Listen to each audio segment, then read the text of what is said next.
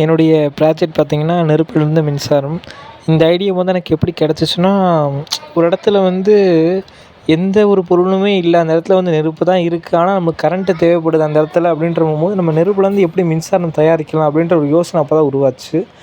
அதில் தான் நான் இந்த நெருப்புலேருந்து மின்சாரம் அப்படின்ற இந்த ஒரு கான்செப்ட்ட கண்டுபிடிச்சு, அதிலேருந்து நான் கொஞ்சம் கொஞ்சமாக அதை பற்றி ஆராய்ச்சி அதுக்கப்புறமா வந்து இதை நான் முழுமையா வந்து கண்டுபிடிச்சேன்.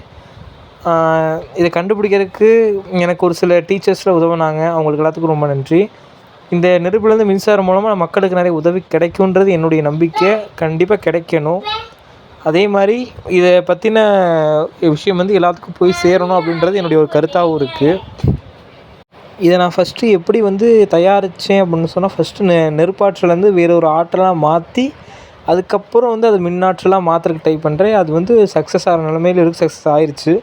இந்த மாதிரி தான் வந்து நான் இதை கண்டுபிடிச்சேன். இதை வந்து நான் இந்த இதில் சப்மிட் பண்ணுறேன்.